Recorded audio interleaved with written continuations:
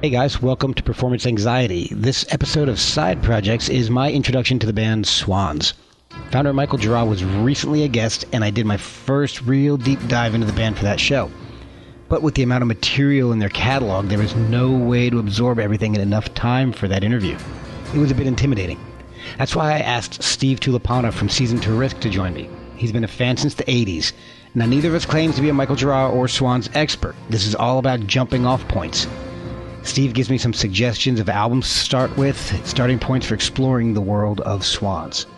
Follow Steve and Season to Risk for reissue updates at robotswin.com. We are at Performance ANX on social media, so please grab a drink, maybe a snack, and enjoy and or argue with this episode.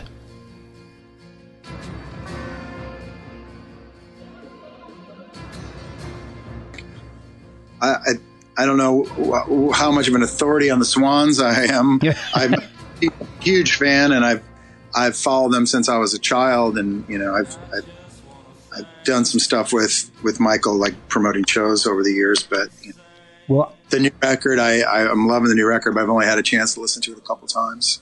Thank you for coming on and discussing Swans with me, because I'm brand new to them. So I recently had Michael Girard on, and I was prepping for the show, and it was a bit of a daunting task because there's so much. I mean, they have 15 studio albums over 30-something years of existence, and some of the songs were longer than the interview I had with him.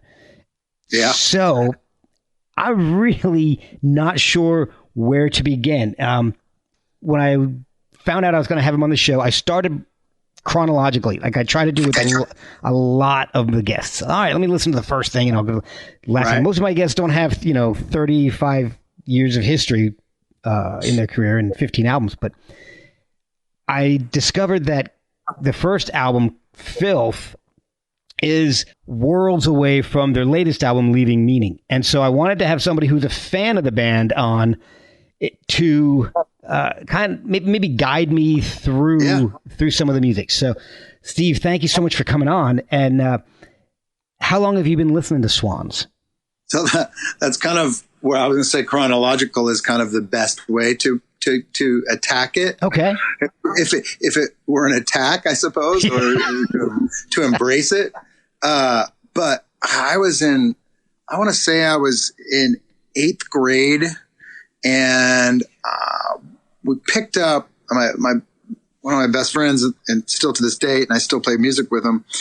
We were budding punk rockers, or whatever you wanted to call it. We grew up in a little rural town north of Kansas City, but we were just digging for cool, interesting music. And we'd heard of the Swans. But reading about it in like Spin magazine or something like that. I don't know. But at the mall, there was a mall, and there must have been the coolest kid at this Camelot Records that just bought every import. And then they wouldn't, no one would buy them, and they'd end up in the cutout bin, 6 months later or something. So we would get crazy cool records that, had the corner cut off. Yeah. Oh my gosh. Yes. We get them super cheap, and we were just exposed to this wide variety of crazy music. This is before we were old enough to drive and go down into Kansas City, that had a couple of really cool record stores that, as we delved into the world that pretty much shaped our lives. Right. But I can't remember if he got Filth first or I got Holy Money. I feel like maybe right around the same time, but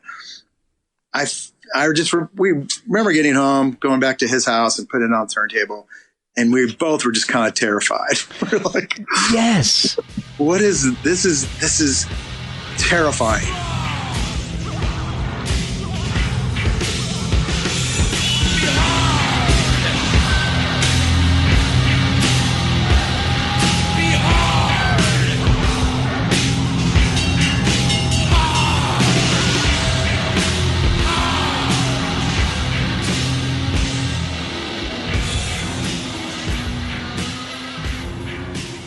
Let me interrupt you for 1 second because I remember when, and we'll jump ahead just for a quick second here. White Light from the Mouth of Infinity came out in '91. I remember a lot of hype around that album. That was my freshman year in college, and it was really starting to dive into music, and I was familiar with him from that point on, but I never really listened. And the first time I actually sat down and concentrated on Swans was for the interview with Leaving Meaning, and that's the exact same feeling I got as a 46-year-old man. Wow. Yeah. I was frightened. 15-year-old rural kids. And, we were familiar with like Black Flag and Dead Kennedys and stuff, but this was like, and I from what I read, I didn't expect it to be like that, but there was nothing like it. I never heard anything like it in my life. I'd heard, got into Neisers and Neubauten around the same time, probably because of the same situation at that mall. Okay. But even Neubauten, who, was just kind of, particularly in the 80s, this very dark industrial, and truthfully industrial sound, Swans were just more brutal and cathartic.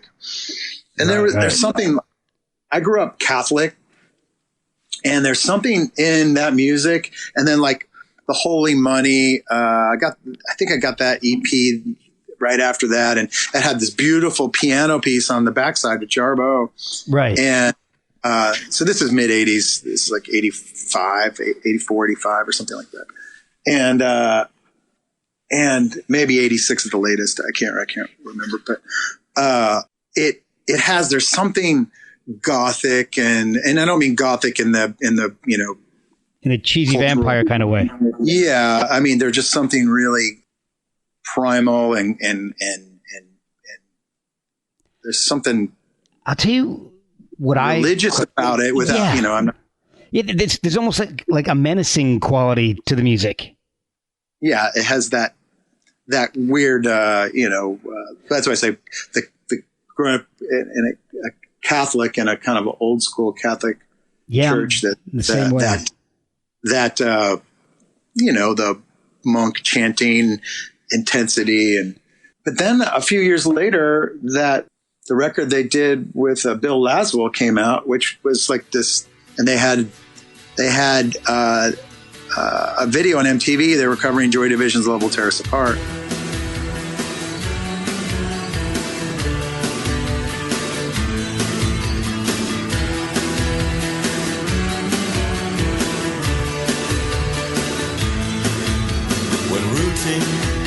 By its heart and ambitions are low, and resentment rides high, but emotions won't grow, and we're changing our ways, taking different roads.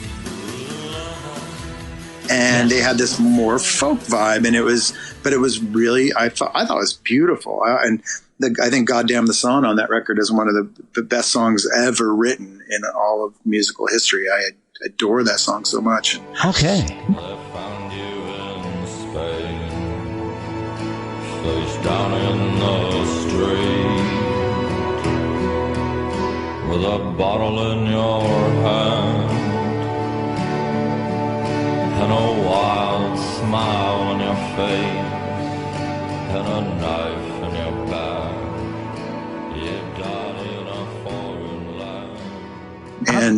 And that's what I wanted to talk to you, because I haven't had a chance to hear everything. I've heard the "Love Will Tear Us Apart," and aren't there two versions of that? One with Jarbo and one with Michael singing. Mm-hmm. Yep. Okay, so there's so many albums here that fans consider masterpieces. In doing the research, there are at least 5 albums that fans consider like perfect masterpiece albums, like "The Great Annihilator," "White Light from the Mouth of Infinity," "Children of God," and "Children of God" is epic. Yeah, and perfect. "The Seer," "The Glowing Man." But when I spoke with Michael, he's like, "That's all detritus." And yeah, that's like a quote from him. It's all detritus. He hated. I mean, from what I understand, he really hated the that major label, the Uni record that they did with Bill, because Burning World. Yeah. Yeah, Burning World, because of, well, a lot of different reasons from what I've read, but and he kind of repressed it for a long time. Like, but finally, he finally did. It was available on his site for a while as a burned world, I think is what he was selling it as, and because it's kind of hard to find. Oh, really? But, okay. He, following what he does and his process, like, reading about him and like I said, I don't know him. We've met a handful of times, but I don't know him personally in the slightest. His process seems to be very much a forward, very artistic process. Like, the music is not commodity. It's a means, it's his living. It's a means to an end. He's very actively involved with every, you buy a record from him, he's autographed it. You buy a record direct from Young God, it's him doing it all, and it's very much his life's work, his art, his process, and I think that's why it's why he's so respected, and I think, and it's like you want to see where his process goes and what's he going to do next. And watching, I promoted a show on, I think it was the He Will Guide Us Up the Rope. Was that the name of it? Oh, yeah. My Father Will Guide Me Up a Rope to the Sky. Yep. I'm looking at the discography right now. I'm not pulling that shit right out of my head, because I think it was that tour. It wasn't the Seer. I think it was that tour, but he came to Kansas City, and I've been trying to get him. He'd only come through once before on an Angels of Light tour. Okay. And that one of my co-band members he was promoted that one on the first Angels of Light tour. And that was the last time he'd been through Kansas City. We've been trying to get him here forever, and we finally got him on that tour. And I was there for the sound check, which was quite long. Wow. And in their sound checks, they're working on, he's directing and composing and working with each member, drilling them and trying to find something new every day. That's the impression I got. It felt like he was really trying to something new was going to happen and build in a different way than it had the night before, to try to drive for this perfection or something. That's the feel I got watching them do their sound check, and how they rehearsed and built it. And it's mind blowing and really, I don't know. It's refreshing, but almost, incredibly intimidating to see that level of intensity and work ethic. And that's very similar to the feeling I had once I started listening to the music, knowing I was going to interview this guy, and that I was going to be limited in my time, because a lot of times what I'll do is I'll set my own interviews up, either contacting the artist directly, or I know a couple of PR people who send me some interviews from time to time, and Michael was set up for me, and I started listening, and I got that feeling, like you were saying, of like, this music is actually frightening. And then I started thinking, what in the hell am I going to ask this guy? Because he's been playing music since '83 as Swans, and aside from a couple of extended hiatuses, they've put out 15 albums in 30 something years, with like 2 breaks of 7 to 10 years a piece or something like that. Mm-hmm. And the music is just intense. And I'm like, what can I possibly ask this guy? Did you get a chance to listen to any of the Angels of Light material? I have not. He kept producing the whole time, like he did those solo records, and then he started building some. They're beautiful. They're more introspective and quiet. I can't say more introspective, because I think that's kind of the point of a lot of what he does. Is right. This, it's cathartic introspection. Yeah, and that was part of the reason I really wanted to have you on and talk about it, was because there's this whole other area, the Angels of Light, and other projects that he's worked on, but I couldn't really focus on that, because the whole point was to have him on to talk about their latest album, Leaving Meaning. Right, So like, if I start venturing off into side things, which I would normally do when I have somebody on, because one of my favorite things to do is to pull out the most obscure thing I can find and ask about it. And I couldn't do that. So, although I was able to, I threw out on social media and Reddit that I was going to have him on. I said, somebody give me some questions to ask this guy, because I'm new to the band and I don't really know. And somebody said, hey, ask him whatever happened to this guitarist, Sue Hannell. She was the guitarist on the first Swans album, and she's been missing since like 85. Huh. Yeah, I don't. Oh, he had no idea what happened to her, but I got lucky because I did get the chance to ask my obscure question, and I didn't have to do a whole lot of research for it and go down weird rabbit holes. Although I was going down rabbit holes of Swans music because I didn't want to stop listening once I started. Right. And I was okay. So Filth is, you'd say, is a good starting point. And I was listening to that is where I started. And so I was listening to the very first song. Literally is what scared the crap out of me. Stay Here. The one that where they start screaming, "Show your muscles." Yeah. That has some really weird, like, modulation effect on his vocals, and oh my gosh, the whole vibe of that album is just creepy. Yeah. You know, I say that's a good start if you really want to know where it came from, but I'll be honest, I don't listen to that record very often. I can understand it. It's industrial. I mean, it's how do you describe it? There's not a whole lot of music per se on it. It's atmosphere, but not in like an ambient jazz George Winston kind of thing. Yeah, it's almost like it's incredibly dense too, though. I mean, yes, it's just the sounds those guys were getting and where they're recording. I don't know if that one was done at BC's place, but Season of Risk, we did a record at Martin BC Studio in Brooklyn years ago.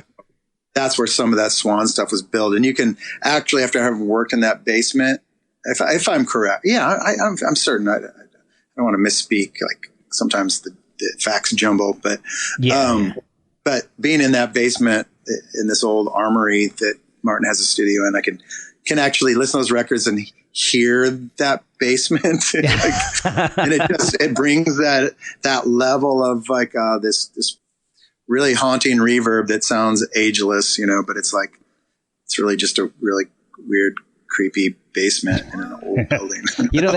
That sounds fitting for what that album sounds like. I mean, there's so much, like you said, reverb and feedback and noise and just crashing and smashing.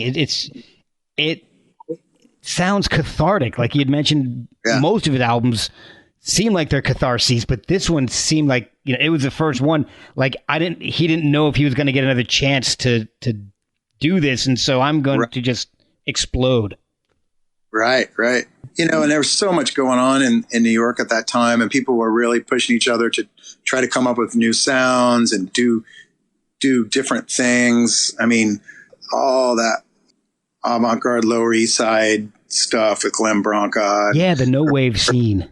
Yeah, all that was like really, but, and everyone was coming from art school kids and jazz kids and composer kids and, and just junkies. And like, it was like, everybody's just figuring it's pretty fascinating historical scene, in the American landscape of alternative music. You really could, I'd love to see, there's been some documentaries on that, but they're always, they always gloss over some things. But I would love to see some footage of any of that time period.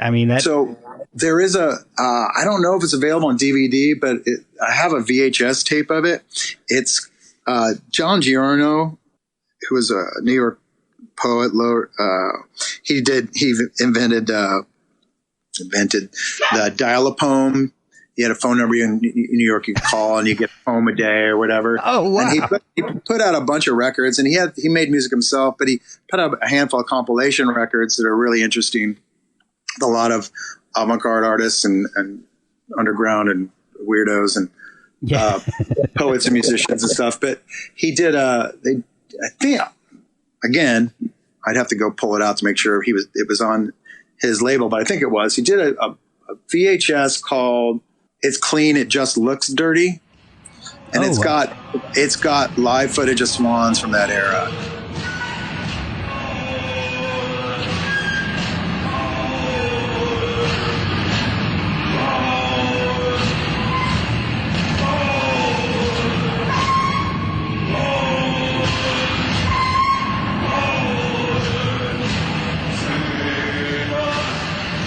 It's pretty intense, and it's got Husker Du, and it's got William S. Burroughs, and gosh, it's a really neat artifact.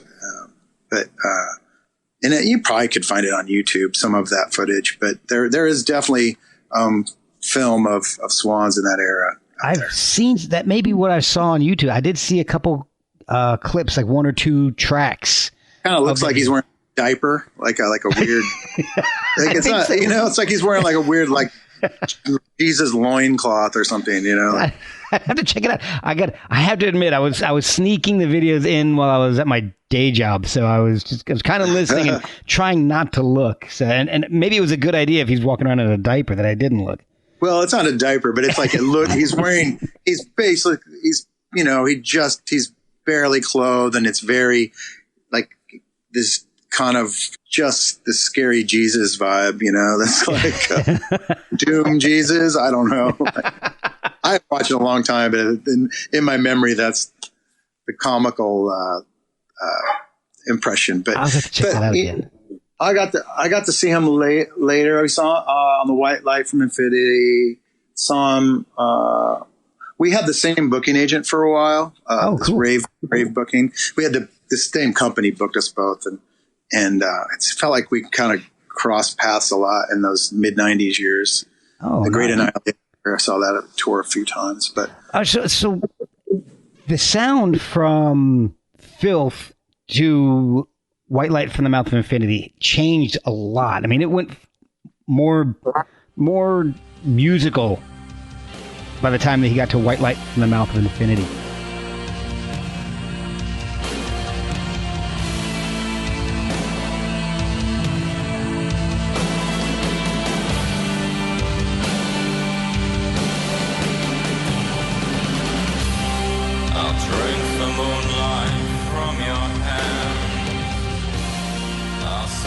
Is there something in that area, in that era that's I mean, are you still thinking chronologically? Go from, go to Children of God to The Burning World, White Light to Love of Life, and on, or is I think Children of God came after Burning World.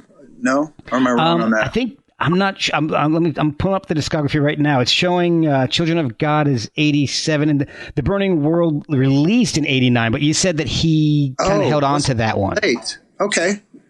But he may have done that first. If you're saying that was the one he was kind of holding on to, that may have. I feel like I didn't get exposed to Children of God till after I was exposed to Burning World, which I thought was in my senior year of high school, but I guess it would have been in college. But and then Burning World, and then the World of Skin records. Those 2 records are brilliant. Oh yeah, that's one of his outside of Swans projects. It was him and Jarbo, like side project thing they did. Okay. That kind of, it's not that detached from some of the sounds on Children of God. Children of God has some of that intense, monolithic, whole note, slams that come from the early days, but it's just recorded a little more. It's not as harsh to the ear, I guess. Okay. But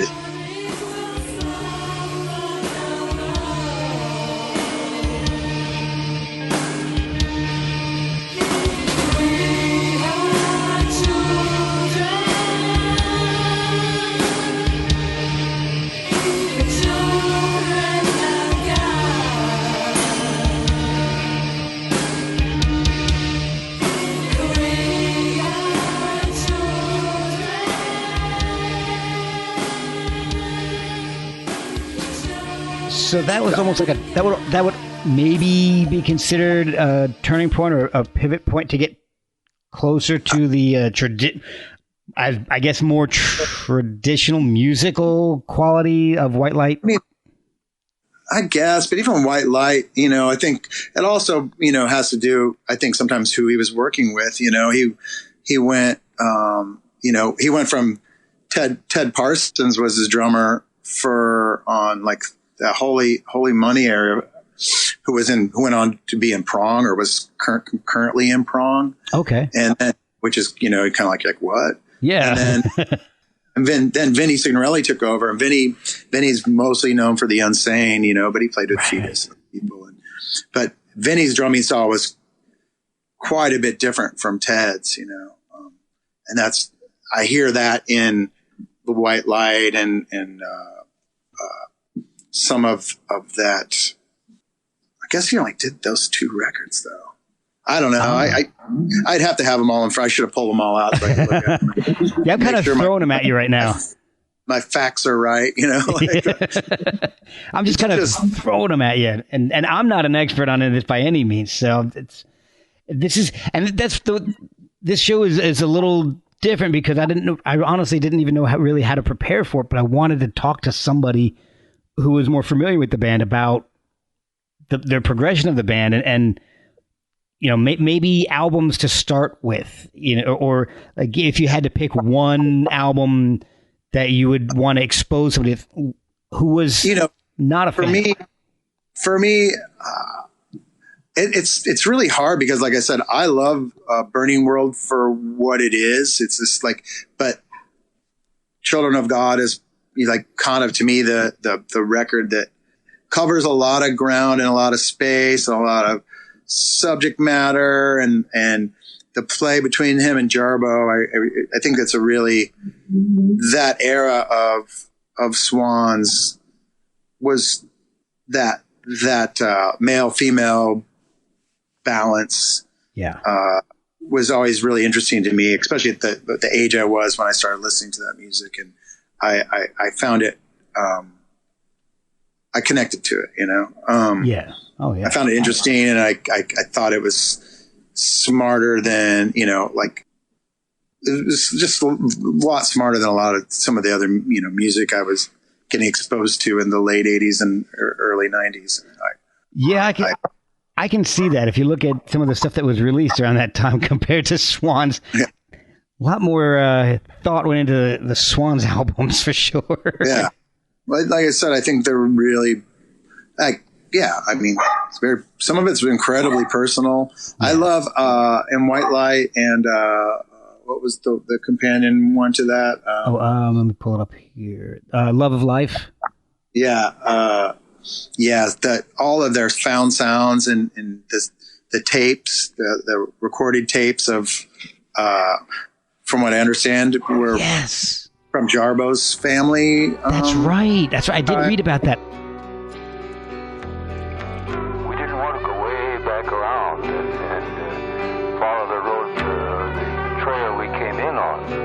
So we start down this grade. We hadn't gone far till we find ourselves stymied by washouts that were too deep or a big rock hidden in the buckbrush or someplace. So they shut the engines off. And like I said, I didn't get a chance to dive deep into it, and so I haven't really heard that. But that kind of stuff was fascinating. Yeah. When she left, I wasn't sure. I was like, and then he started doing the Angels records and some different stuff, and I wasn't. And then when Swans started again I was, I'll be honest, at first I was like, well, that's not going to be possible. But It incredibly was. Like, I think he went to a different level, a different level of artistry that was maybe a little less personal on the like autobiographical sense, even though Children of God isn't autobiographical. That's a piece on, they were influenced by reading about that cult and things. Right. Okay. But I like I said, I don't know. I can only guess what was some of the stuff, but I think I really, when he came back after the Angels of Light and did oh gosh, what was that first one? My Father Will Guide Me Up a Rope to the Sky. That was the first one? That was Soundtracks for the Blind was 96. And then there was nothing until 2010, which was My Father Will Guide Me Up a Rope. That Soundtracks record. Damn. Okay, so that might be a good one to expose people to that.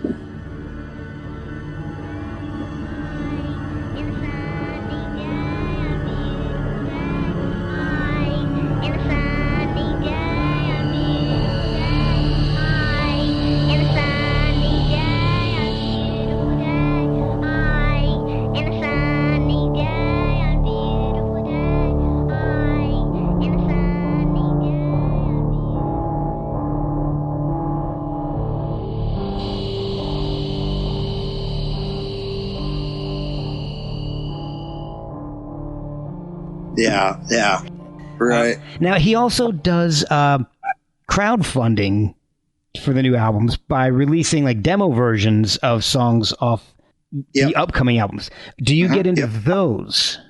I actually, half the time, I'll go to the site, and I guess I'm not on, it used to be on the mailing list, and I don't know if I ended up in a spam box or what, but half the time I go to the site, I'll be like, I wonder if there's a new Swans, or if he's got some new artists, because he finds like some of the, like, I love that Ulaanbaatar record. I love that Larson record. He's put out really great acts, but I don't know, lately I don't think he's been really releasing other people's music as much, but the Akron family. But I'll go to the site and I'll look and see what new products he has, and they're always sold out. Yeah. It's usually those demo versions and stuff. So. Yeah, and it's interesting because they are a very limited run, and so I guess he's kind of got it down to a science as to what he needs to sell in order to fund the new album. Yeah. Well, it's pretty good. Yeah, I mean it's super. It's DIY. It's pretty amazing. Oh yeah. And so, have you had a chance to listen to the new album, Leaving Meaning? I've listened to it twice. Okay. And, well, for initial impressions.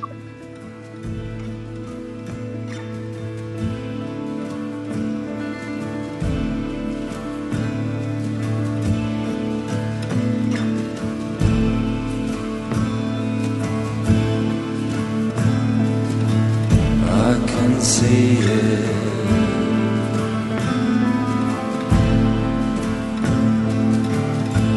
Not see it.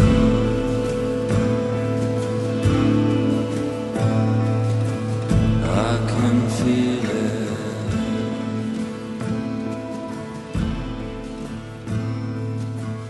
But not keep it. I'm like, how did he do it again? To be honest, it was seriously like I thought it was, after I got to see that last tour twice, and after. He said, okay, this Swans is dead.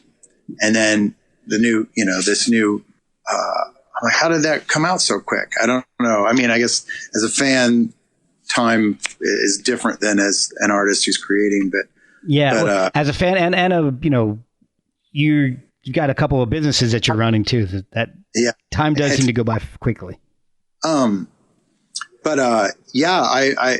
I'm super impressed. I haven't had a chance to really have the listen where I read the lyrics and do the deep dive, Yeah. I was trying, I did a bid to try to get him to come to Kansas City on this new tour, but from what I understand, the way they're doing the tour, he has different artists in all the towns that he's playing, different groups of people coming in and out of the performances. Oh, wow. And kind of how he did the record was a little more, it wasn't that band that's been putting out these last few records. It's some of those people, but it's a lot other people input and building. And, I'm curious. I didn't get this say from the agent, but I'm kind of curious if maybe has few shows because he's going into the town, having rehearsals for a day and then doing the shows. And wow, it kind of looks like it from the tour setup, what he told me in the interview is for the upcoming tour that he's going to be doing, and he didn't go into great detail. So he didn't mention that kind of stuff, but he mentioned what he did mention to me was that it was going to be like chamber music style, where they're just going to be sitting down, and he's going to be composing pieces specifically for the tour, and it's going to be a few songs from Leaving Meaning, and then new material that he's composed. That makes sense. Yeah, very cool. That goes along with his, not being a retrospective type of guy. Yeah. But what I thought was kind of funny was that he says that he's going to be new songs that he hopes to have composed before the tour. Right. So it could be interesting. He's composing right now. Yeah, he could be composing the day of the show. Who knows? Well, that's why I was like, maybe he gets in town and works with some, like I said, they were playing material from that record. But they were, in a sense, he was kind of composing it in different ways, and he was trying different nuances to things. And like it wasn't just a like sound check. It was a rehearsal, and they'd been on a grueling tour. They didn't stop forever. And this is, I can't remember what year this was. Actually, the poster's right there on my wall. 2012, September 19th, 2012. Oh, so The Seer had just come out. I scream up at the sky. You have arrived.